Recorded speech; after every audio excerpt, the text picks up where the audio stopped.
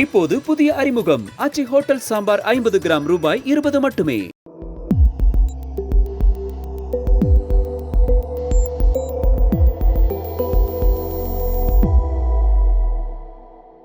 Sir வணக்கம் sir. இப்ப Iran US போரை பொறுத்தளவுல ஏறக்குறைய 17-18 நாட்களா நடந்துட்டு இருக்கு.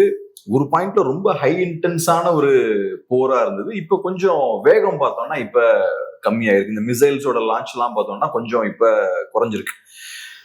ஆனா ஏதோ ஒரு வகையில பார்த்தா எஸ்கலேட் ஆயிட்டு தான் இருக்கு. மற்ற நாடுகள் எல்லாம் இப்ப இன்வால்வ் பண்றாங்க. இப்ப ரீசெண்டா யூஎஸ் பார்த்தோம்னா கார்க் அப்படின்ற அந்த ஈரானுக்கு சொந்தமான அந்த தீவை கடுமையா அவங்க தாக்குறாங்க.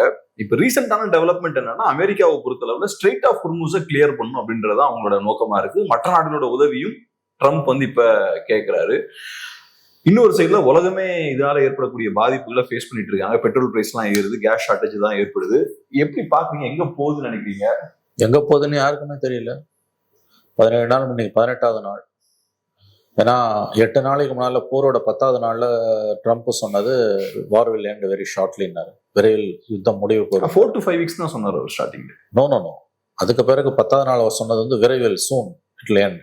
ஏன்னா there are no targets in Iran left. எல்லாத்தையும் முடிச்சுட்டாங்க, அடிக்கிறதுக்கு இடமே இல்லைன்னு பேசினேன்.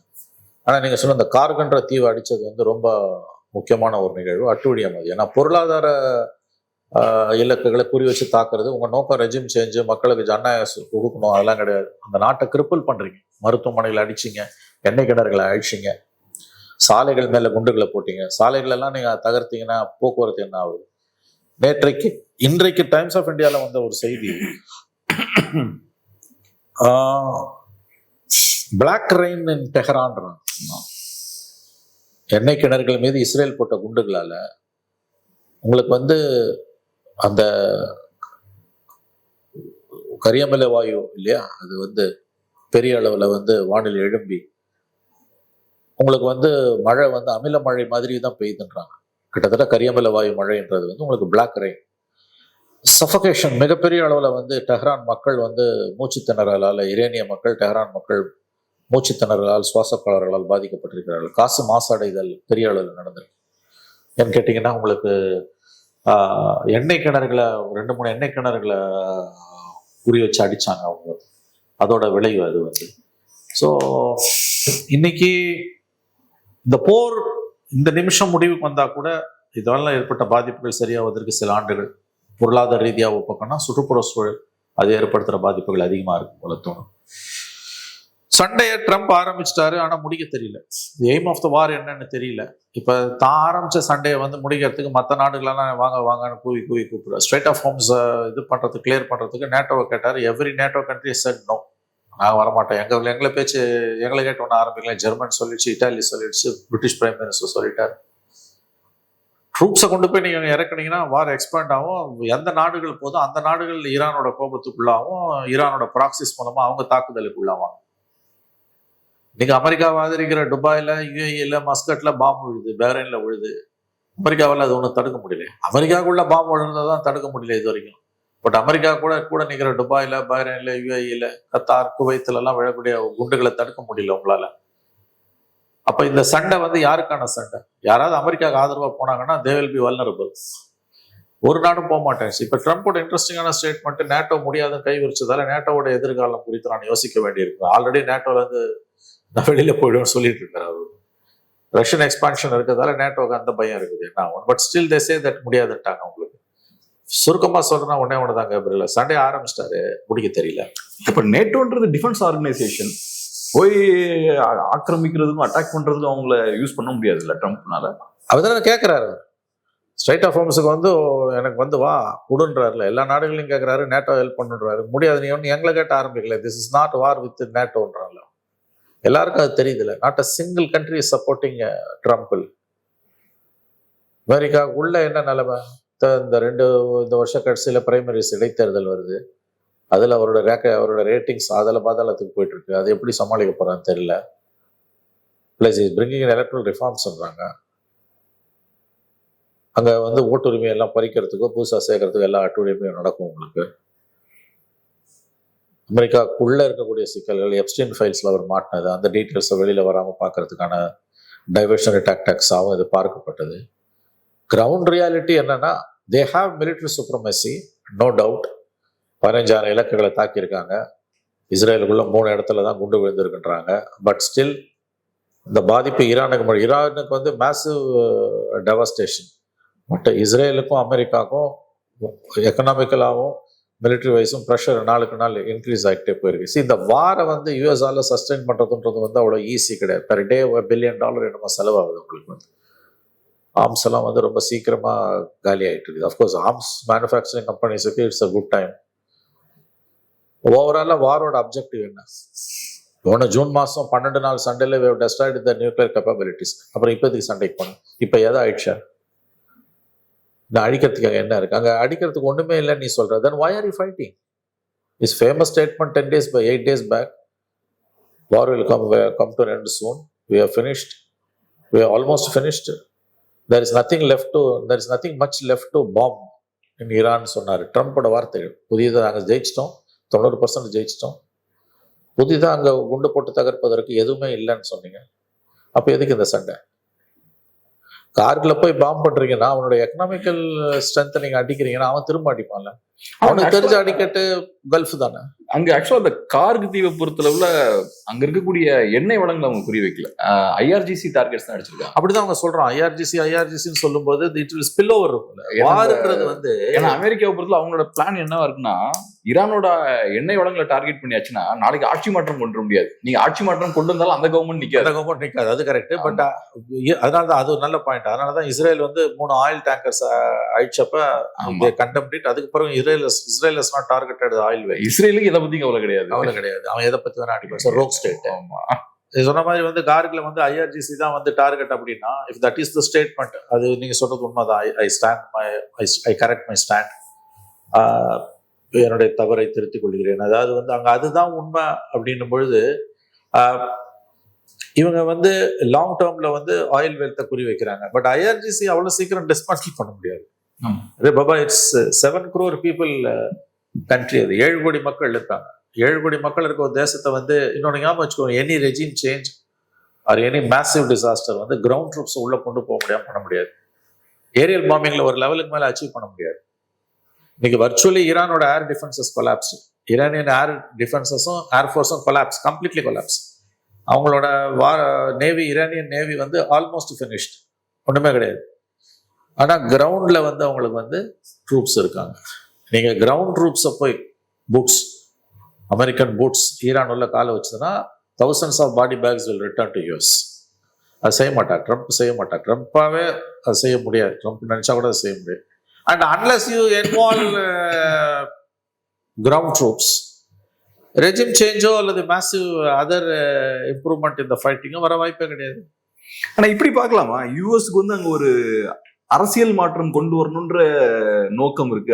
அதை ஓப்பனா சொல்லனாலும் உள்ளுக்குள்ள அதான் வெளியே வராம அங்கே இருக்காங்க. ஆமா, அதான் அதனாலதான் அங்க இருக்கான். இன்னொன்னு இந்த சண்டையை இந்த சண்டையை வந்து நியாயப்படுத்தக்கூடிய, ரெஜிம் சேஞ்ச் கண்டிப்பா வேணும்னு சொல்லக்கூடிய American what you call American former advisors. For example John Bolton, ட்ரம்போட ஃபர்ஸ்ட் பீரியட்ல அவர் தான் வந்து நேஷனல் செக்யூரிட்டி அட்வைசர் போல்டன். இந்த தடவை அவர் வாஸ் ஃபாலன் இன் லைன். அவர் வீட்டில் சிபிஐ FBI ரைட் எல்லாம் நடந்துச்சு. அவர் 1 week பிஃபோர் அவர் போல்டன் வந்து ராஜ்தீப் சர்தேசா இந்தியா டுடே கொடுத்த இன்டர்வியூல வந்து அவர் சொல்றாரு 2-3 விஷயம். Interestingly he says from his perspective, he says the war is correct, but he says additionally says that where does the fault lines comes na, இந்த வார வந்து சேல் பண்றதுல ட்ரம்ப் தோத்துட்டார். பப்ளிக் ஒப்பீனியனை, வேர்ல்டு ஒப்பீனியனை கன்வின்ஸ் பண்றதுல, அதாவது அவங்க வார்த்தை இங்கிலீஷ் வேர்ட்ஸ், அமெரிக்கன் இங்கிலீஷ்ல, Trump has failed to sell the war, which is Trump has failed to convince the world community about the genuineness or within quote of the war. இன்னொன்று அவர் என்ன சொல்றாரு Bolton வந்து, regime change is a must now. So that is one school of American thought, the powerful American thought. ஆனா ஒரு விஷயம் என்னன்னு கேட்டீங்கன்னா, கார்ட்டர்ல இருந்து no US president has attempted a war with Iran. Jimmy Carter 1979ல ஈரான்ல ரெவல்யூஷன் வரும்போது Carter was the president. Jimmy Carter one of the finest presidents of US ஆக்சுவலா வந்து டெமோக்ராட். இப்போதான் செத்து போனார் 100 வயசுல. அவர் பீரியட்ல தான் இந்த யூஎஸ் எம்பசியை பிடிச்சி 430 நாள் என்னமோ இது பண்ணி வச்சிருந்தாங்க, ஹோஸ்டேஜா வச்சிருந்தாங்க. அதுக்கு பிறகு ரீகனுக்கு பிறகு 2 புஷ் வந்தாங்க, கிளின்டன் வந்தாரு, ஒபாமா, ஃபைனலா Trump.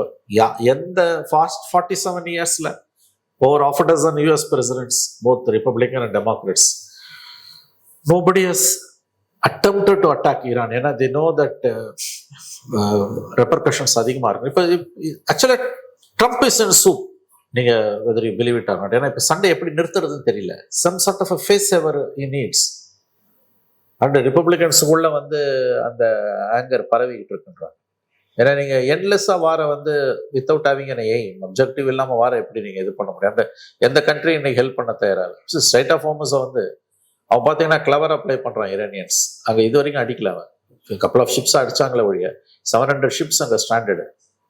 They close the strait of Hormuz, but யாரையுமே அடிக்கல. அவன் இண்டிவிஜுவலா வந்து பேசிக்கிட்டு தான் இருக்கான். இன்னமும் ஷிப்ஸ் வந்து சைனாக்கு போற ஷிப்ஸ் போய்கிட்டு இருக்கு, சைனாக்கு போற ஷிப்ஸ் போய்கிட்டு தான் இருக்குது. அதை ஈரானியன்ஸ் தொடவே இல்லை. இந்தியாவோட ஷிப்ஸையும் அலோவ் பண்ணிருக்காங்க. இந்தியாவோட ஷிப்ஸை வந்து சில ஷிப்ஸ் அலோவ் பண்ணிருக்காங்க, பட் சைனாக்கு வந்து ரெகுலர் சப்ளைஸ் போய்கிட்டே இருக்கு. ரஷ்யாவோடது அவங்களது போய்கிட்டு இருக்கு. ஸோ அவங்க ரொம்ப டாக்டிக்கலா தான் ஈரானியன்ஸ் அதை டீல் பண்றாங்க. அவங்களுக்குமே blame is on ட்ரம்ப்புங்க. இது வந்து அன்ஜஸ்ட் வார். இது இன்னொரு நாட்டு பிரசிடென்ட் சுப்ரீம் லீடரை டெக்னிக்கல் சுப்ரமசி இருக்குன்ட்டு நீ போய் கொலை பண்றனா அதுக்கு ஒரு ரிப்ரிகஷன் இருக்கும்ல. ஒரு பிரசிடென்ட்டை அவன் நாட்டில் பூந்து கடத்தின்னு போறேன், அவன் பெட்ரூமுக்கு போய் அவன் பொண்டாட்டியும் அவனையும் தூக்கின்னு போறீங்க. இன்னொரு பிரசிடென்ட் அவன் நாட்டிலேயே போய் பாம்பு பண்றீங்க. உங்ககிட்ட டெக்னிக்கல் சுப்பீரியாரிட்டி இருக்குன்னு. அவங்க அந்த டிராஃபிக் சிக்னல் எல்லாம் மானிட்டர் பண்ணாங்களாம், அதை வந்து அப்படியே வந்து ஹேக் பண்ணாங்களாம், போனாங்களாம், வந்தாங்களான்னு ரொம்ப பெருமையா பேசுறானுங்க. இது எவ்வளவு பெரிய பாவம், எவ்வளவு பெரிய தப்பு. நாளைக்கு இந்த டெக்னாலஜி அவனோட மட்டும் இருக்காது, எல்லாருக்கும் வரும். Nobody is safe. ரிமெம்பர் அயத்தல்லா கமேனிக்கு நடந்தது வேர்ல்டுல எந்த லீடருக்கு வேணா நடக்கலாம். இதுக்கு அதை கண்டம் பண்ணாம இருக்கவங்க அத்தனை பேரும் உணர வேண்டிய விஷயம் அது. நாளைக்கு this can happen to them. அப்புறம் இது ரூல் பேஸ்டு வேர்ல்டு இல்லைன்னும் பொழுது ஃப்ரீ ஃபார் ஆல். அப்ப நாளைக்கு வந்து புலம்பி பிரயோஜனம் கிடையாது. நோ யூஸ் ஆஃப் யூனோ நீங்க வந்து ஸ்கிரீமிங்.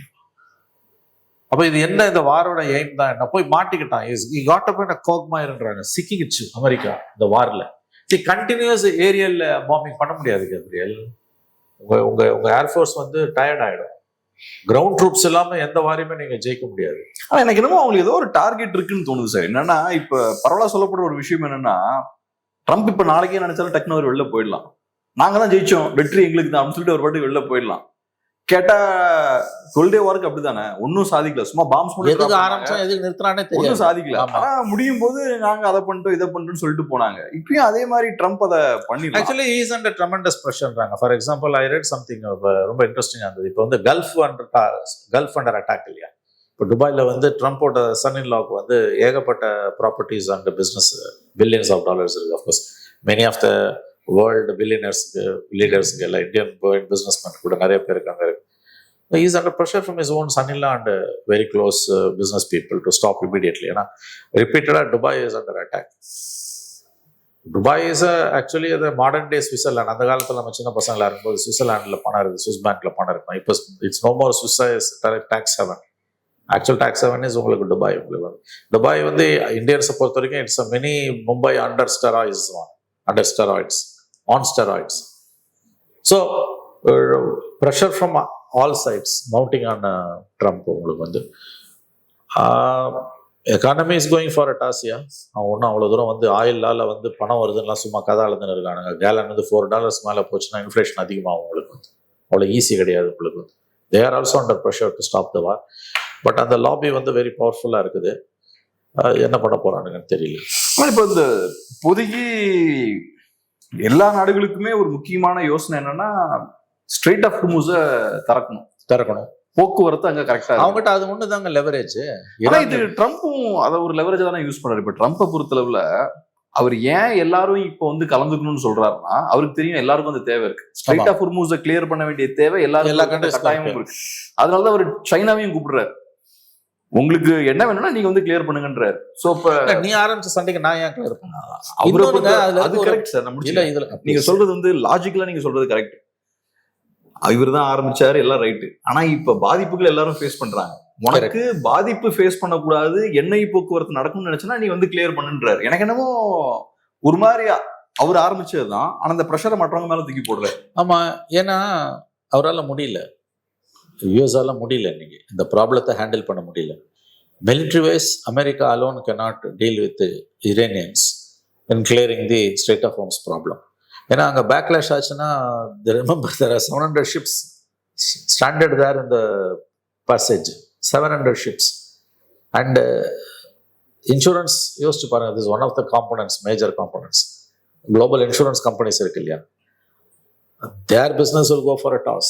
And which அதோட repercussions Gabriel you know very well. அது எப்படி இருக்கும்னு உங்களுக்கு தெரியும். ஒரு world global insurance sector or segment வந்து உங்களுக்கு வந்து கோஸ் ஃபார் அ டாஸ்ன்னு வச்சுக்கோங்களேன். Mind boggling. உங்களுக்கு ஃபியூச்சர் இன்சூரன்ஸ் எல்லாமே உங்களுக்கு கொலாப்ஸ் ஆகும். ஸோ கை வைக்காமல் இருக்கிறதுக்கு காரணம் அதுதான். ஆனால் American planners, military planners would have warned him, advised him, இதோட இனஃப் இஸ் இனஃப்.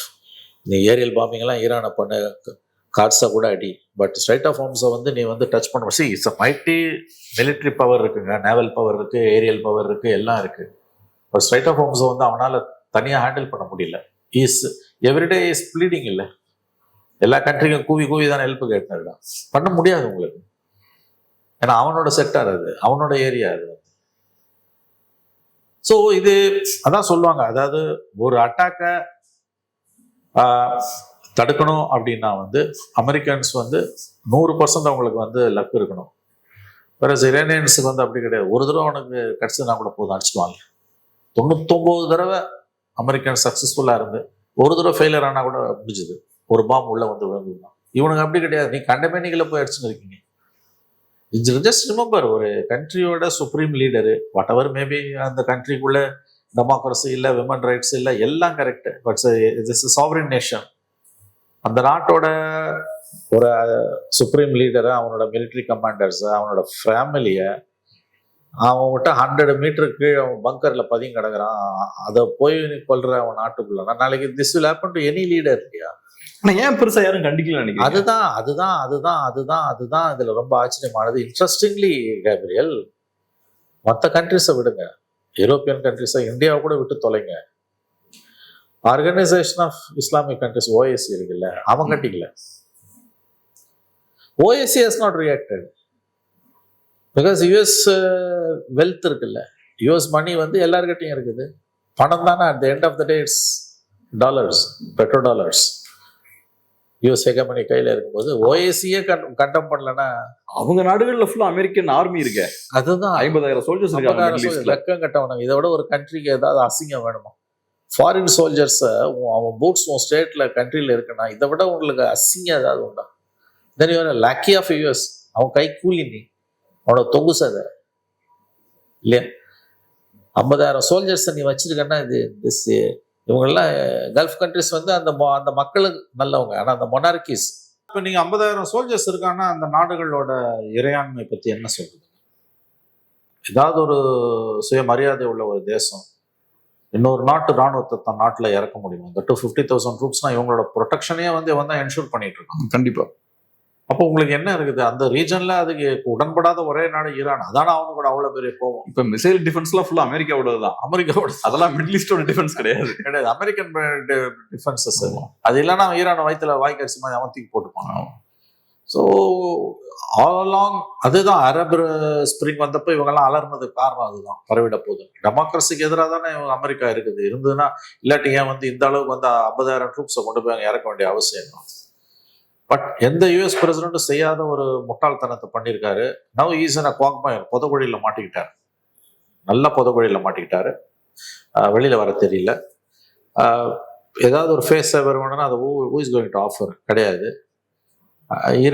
இஸ்ரேலோட இன்ஃப்ளூயன்ஸில் அதிகமாக தான் அவர் செய்கிறாருன்றாங்க. பட் போல்டன் மாதிரியான அட்வைசர்ஸ், ஃபார்மர் அட்வைசர்ஸ் சொல்கிறது வந்து no, is not under Israel influence, இண்டிபெண்ட்டாக தான் பண்ணுறான் அப்படின்றாங்க. இவ்வளவு எப்படி பார்த்தாலும் வந்து even is a big problem for America also. இது ஒரு முக்கியமான பாயிண்ட் சார். இப்ப குறிப்பா அமெரிக்காவில் இருக்கக்கூடிய வலதுசாரிகள் கோபமா இருக்காங்க. அவங்க சொல்றது என்னன்னா, இஸ்ரேலுக்காக ட்ரம்ப் போய் சண்டை போடுறாரு. அது நிறைய கான்ஸ்பிரசி தியரிஸும் வருது. இஸ்ரேலோட இன்ஃப்ளூயன்ஸ் கீழே இருக்காரு, இன்னும் பச்சையா சொல்லணும்னா யூதர்கள் அமெரிக்காவை பயன்படுத்துறாங்க, ட்ரம்ப்பை பயன்படுத்துறாங்க. Jewish lobby is using US. ஆமா, அப்படிலாம் சொல்றாங்க. அப்படி இஸ்ரேல் மாதிரியான ஒரு நாட்டால அமெரிக்கா மாதிரியான ஒரு நாட்டை வளைக்க முடியுமா? அவங்க வசதிக்கு செயல்பட வசதியெல்லாம் பண்ண முடியாது, அப்படி வளைக்க முடியாது. ஜூயிஷ் லாபிக்கு ஒரு இன்ஃப்ளூயன்ஸ் இருக்குது. பட் இவ்வளோ பெரிய டிசிஷனை ஜூயிஷ் லாபி மட்டுமே பண்ண முடியுமான்னு நமக்கு தெரியல. பட் ரைட் விங்கர்ஸ் உள்ளே, அமெரிக்காக்குள்ள இருக்க ரைட் விங்கர்ஸ்குள்ளேயே வந்து opinion divided. Section of right wingers are against this அட்வென்ச்சர்ன்றது மட்டும் நல்லாவே தெரியுது. இது ரொம்ப டிசாஸ்டர்ஸ் கான்சிக்வன்சஸ்ன்றது நல்லாவே புரிஞ்சுக்க. அதை தான் நான் சொன்னேன். நான் ரீகன் பண்ணாததை 2 புஷ்ஷும் பண்ணாதது இவர் பண்ணியிருக்காரு. அவங்க தான் வந்து hard core presidents, both Reagan and 2 புஷ்ஷுமே வந்து உங்களுக்கு அவங்க தேவனோட அட்டம் பிடிட். இன்ஃபேக்ட் 2004 பிறகு புஷ் வந்து இதில் வந்த பிறகு புஷ்ஷோட ஆப்கானிஸ்தான் வாரில் வந்து ஈரான் பிளேட் பிவட்டல் ரோல். நிறைய விஷயங்கள் வந்து யூஎஸ்க்கு அவங்க ஹெல்ப் பண்ணியிருக்காங்க. Because they're dead against Talibans. There is a proximity with there is an underhand dealing between Israel and Iran and US. 16 rounds of talks நடந்திருக்கு. நியூக்ளியர் டிசார்மமெண்ட், இந்த நியூக்ளியர் பிளான் இது பண்றதுக்கு, drop பண்றதுக்கு. புஷ் பீரியட் ஆரம்பிச்சது, Obama பீரியட்ல 8 years 2 terms ரொம்ப அதிகமா போச்சு. இன்ஃபேக்ட் ட்ரம்போட ஃபர்ஸ்ட் டென்யூர்லயே கூட வந்து அந்த டாக்ஸ் கண்டினியூ ஆச்சு. Of course he backtracked it, but அடிக்கணுன்ற எண்ணம் போல அவருக்கு ட்ரம்ப்புக்கு. செகண்ட் டேர்ம்ல வந்து they're in deep trouble Gabriel. அமெரிக்காவுக்கும் வந்து ஈரான் வந்து மிகப்பெரிய பிரச்சனையில மாட்டிட்டு இருக்குது. ஈரான் எந்திரிச்சு வருவதற்கு பல ஆண்டுகள் ஆகும். ஏன்னா ஈரானோட 15,000 சைட்ஸ் அடிச்சிருக்காங்க. ஈரானோட எக்கானமி மட்டும் இல்லை, ஈரானோட ஈகாலஜியும் பெரிய அளவில் அடி வாங்கி, மிகப்பெரிய அளவில் ஈரானோட ஈகாலஜி அடி வாங்கியிருக்கு. அந்த போட்டோஸ்லாம் இன்னைக்கு I think Times of India photos பார்க்கும்போது அந்த பிளாக் ஸ்மோக்ஸ் வரது வந்து one can easily imagine suffocation எப்படி வரும். அன்னைக்கு த சேம் டைம்ஸ் ஆஃப் இந்தியாவில் சென்னையிலேருந்து யாரோ ரிலேட்டிவ்ஸ் வந்து ஈரானில் இருக்கவங்களோட பேசினாங்க. அவங்களோட டெலிஃபோன் கால்ஸ் எல்லாம் வச்சு போட்டிருந்தாங்க. we are suffering, we are finding it difficult to breatheன்றாங்க, which is a dangerous thing உங்களுக்கு வந்து. ஏன்னா எனி வார் உங்களுக்கு வந்து ஏரியல் பம்பார்ட்மெண்ட் அதிகமாக இருக்குது. நீங்கள் ஏரியல் பம்பார்ட்மெண்ட் மட்டும்தான் இருக்குது, கிரவுண்ட் ட்ரூப்ஸ் போல உள்ள. ஏரியல் பம்பார்ட்மெண்ட் வந்து அதிகமாக இருக்கும்போது இப்போ இருக்கக்கூடிய மாடர்ன் டே பாம்பிங் வெப்பன்ஸ், அதுலேயும் வந்து ஆயில் வெல்ஸ் மேலெல்லாம் விழுதுன்னா வந்து you can easily imagine the natural catastrophe. So எவ்வளோ சீக்கிரம் சண்டை முடிய போகிறதோ அவ்வளோ சீக்கிரம் வந்து எக்கானமிக்கு மட்டும் இல்லை, வேர்ல்டு ஈகாலஜிக்கு வந்து any disaster on Iranian skies will have a impact through out the world, இல்லையா? சரி, இப்போ ஒன்று சொன்னீங்க இல்லையா, இப்போ ட்ரம்ப் வந்து ஒரு பெரிய புதக்குழியில போய் மாட்டிருக்காருன்னு சொன்னீங்க இல்லையா? இப்போ நிஜமாவே ட்ரம்ப்புக்கு அதுல பெரிய சிக்கல் இருக்கா? இப்ப நாளைக்கே நான் தான் அந்த போர்ல ஜெயிச்சேன், கெமேனிய நாங்க முடிச்சு கட்டிட்டோம், வெற்றி எனக்கு தான் அப்படின்னு சொல்லிட்டு போனா என்ன? இல்ல அது ஒரு நாள் நடக்கும். அது கண்டிப்பா அப்படிதான் பண்ண போறாரு. அப்படிதான் நடக்க போகுது. எப்பவும் மாதிரி எல்லாத்துக்கும் ஒண்ணுமே இல்லங்க அடிக்கிறதுக்கு. அவர் சொன்னதாங்க உண்மை. யூ ஃபினிஷ் 50,000 சைட்ஸ் பாம்ப் பண்ணிருக்கீங்க. அவனால ஒண்ணுமே. Iranian air force is decimated, obliterated, completely எடுத்தாச்சு. ஈரானியன் டிஃபென்சஸ் ஒண்ணுமே கிடையாது. You can bomb any place in Iran. இப்ப வெயிட் பண்றாங்க சரண்டர் ஆவாங்களான்னு. ஆமா, இரானியன்ஸ் அவங்க சரண்டர் ஆக மாட்டான், கண்டிப்பா சரண்டர் ஆக மாட்டான். they will never surrender. அதுக்கு வெயிட் பண்றாங்கன்னு நினைக்கிறேன். சண்டே எப்படி முடிவு கொண்டு வருதுன்னு ஃபேஸ் சேவருக்காக வெயிட் பண்றாங்க. Iranian skies are completely define பண்ணுங்க. சண்டே முடிக்கிறதுனா என்ன நடக்குது நான் சொல்றேன். Iranian skies are under the complete control of US and இஸ்ரேலுங்க. அடிக்கிறதுக்கு டார்கெட் இல்லை, முடிச்சு போச்சு. இப்ப அவங்க கிட்ட கிரவுண்ட் ட்ரூப்ஸ் மட்டும் தான் இருக்குது. 7 கோடி மக்கள் இருக்காங்க. நீ என்ன பண்ண போறாங்க? ரெஜிம் சேஞ்ச் முடியாது. Regime change ruled out. அப்ப இப்பவே கிளம்பிடலாங்க. அது வேற ஏதோ சில டார்கெட்ஸை குறி வச்சு இருக்கலாம், அல்லது you may be expecting some face saver, அல்லது இந்த மாதிரி விஷயங்கள்ல வந்து அது ஈகோவும் தடுக்கும். எதுக்கு ஆரம்பிச்சோம், எதுக்கு முடிச்சோம், ரொம்ப நாள் இது ஓட்ட முடியாது. அங்க அடிக்கிறதுக்கு ஒண்ணுமே இல்ல. இன்னொன்னு கிரவுண்ட் ட்ரூப்ஸும் வந்துட்டு இருக்கு சார். இப்ப 2500 மெரைன்ஸை கொண்டு போய் இறக்குனாங்க. அது எங்க கொண்டு போய் இறக்குறாங்க, அது உள்ள போச்சுன்னா பெரிய பிரச்சனை, அப்ப சீரியஸ் ஆயிடும். ஏன்னா அவன் என்ன பண்ணுவான்னு கேட்டீங்கன்னா, சாவான். அவன் செத்தானா பாடி பேக்ஸ் வருதுன்னா இவன் இன்னும் போய் அடிப்பான். இன்னும் போய் அடிக்கும்போது சண்டை இன்னும் பல நாள் ஓடும். as long as he is not அவர் கிரவுண்ட் ட்ரூப்ஸை இறக்காத வரைக்கும் பிரச்சனை கிடையாது. கிரவுண்ட் ட்ரூப்ஸை இறக்குனானா சண்டை நீண்ட நாள் கூட நீடிக்கலாம். ஏன்னு கேட்டீங்கன்னா அப்போ வித் வெஞ்சன்ஸ் போய் அடிப்பான், மாட்டிப்பான். உன் சோல்ஜர்ஸ் மாட்டிக்கினான்னு என்ன பண்ணுவ? நீ 1000 சோல்ஜர் அவங்க உள்ள மாட்டிக்கிறான், வெளியில எடுக்க முடியாது. நீ அவனை சாவான் உள்ள, அவன் டெரிட்டரி அது. ஈராக்லயும் ஆப்கானிஸ்தான்லயும் உங்களுக்கு வந்து மக்கள் உதவி செஞ்சாங்க. ஆப்கானிஸ்தான்ல பீப்புள் வேர் வித் யூ, ஈராக்ல பீப்புள் வேர் வித் யூ. இங்க மக்கள் உங்களுக்கு எதிராக நிக்கிறான். அப்படி எவ்வளவு கிரவுண்ட் ட்ரூப்ஸை கொண்டு போனாலும் மாட்டிப்பான் அவன். சீக்கிரம் சண்டை முடிக்கு வர்றது எல்லாருக்கும் நல்லது. அது ஆண்டவன் கையில் தான் இருக்குது. அது அவ்வளோ சீக்கிரம் வருமானதும் நமக்கு தெரியல. சப்கோ சன்மதி தே பகவான் காந்திஜி எல்லாருக்கும் நல்ல புத்தியை கொடுங்க, ட்ரம்ப்புக்கு நல்ல புத்தியை கொடுன்னு ப்ரே பண்ணுறத தவிர வேற எதுவும் இருக்கிறதா தெரியல. ஏன்னா American people are now hostage. சரி, அமெரிக்காவுக்கு பெரிய லாஸ் இருக்குங்க. இப்போ இன்னைக்கு சண்டை முடியுதுன்னு வச்சுக்கோங்க கேப்ரியல், இது வந்து குளோபல் எக்கானமியில் ஏற்படுத்தியிருக்க பாதிப்பு உங்களுக்கு தெரியும். ஷேர் மார்க்கெட்லாம் throughout the world crashed உங்களுக்கு வந்து. அதோடலேருந்து மீண்டு வரத்துக்கே நாள் ஆகும் உங்களுக்கு. அப்புறம் இது கேஸ்கேடிங் எஃபெக்ட் ஆன் ஆயில். இப்போ நீங்கள் வந்து இன்னைக்கு சண்டை முடிஞ்சதுன்னா கூட வந்து மூடப்பட்ட எண்ணெய் வயல்களை தொடக்கிறதுக்கு 3 வாரம் ஆகும் உங்களுக்கு. உடனே உற்பத்தி தொடங்க முடியாது. Oil economy is completely different. So சண்டை சீக்கிரம் முடிவு போகிறது எல்லோருக்கும் நல்லது. இப்ப பரவலா இடதுசாரிகள்லாம் சொல்ற விஷயம் என்னன்னா, மோடி அவர்கள் ட்ரம்ப்பையும் சரி இஸ்ரேலையும் சரி கண்டிக்கணும்ன்றாங்க. எப்படி பாக்குறீங்க அதை? கண்டிக்கிற தைரியம் எல்லாம் மோடி கிடையாது. ஆனா தேவைன்னு நினைக்கிறீங்களா? கண்டிப்பா தேவைதான். டாக்டிக்கலா இருக்கணும். மொத்தமா நீங்க வந்து பழைய காலம் மாதிரி வந்து போய் நேரடியா இன்னைக்கு ட்ரம்போட ஹெட் ஆன் பொசிஷன் போறதும் முட்டாள்தனம். ஏன்னா இவ்வளவு பெரிய கண்ட்ரி வந்து will have to suffer. யூஎஸ்எஸ்ஆரும் இல்லை. It's more bipolar world, it's unipolar world. பெரிய பெரிய கண்ட்ரிஸை ட்ரம்ப்போட அமெரிக்காவோட மோதுறதுக்கு தயங்குறாங்க. நீ வந்து லெஃப்ட் சொல்ற மாதிரி கச்சை கட்டிக்கிட்டு போய் அமெரிக்காவோட மோத முடியாது. அந்த கான் வேர் த டேஸ், அதெல்லாம் முடிஞ்சு போச்சு கதை. பட் ஸ்டில் கொஞ்சம் முதுகு தண்டை நிமித்தலாம். லெஃப்ட் சொல்ற அளவுக்கு இல்லாட்டி கூட ஓரளவு முதுகு தண்டை நிமித்தலாம். அதுதான் உண்மை இன்னைக்கு. It's a practical politics. ரொம்ப நன்றி சார். பிஸியான டைம்ல அருமையான ஒரு பேர். நன்றி.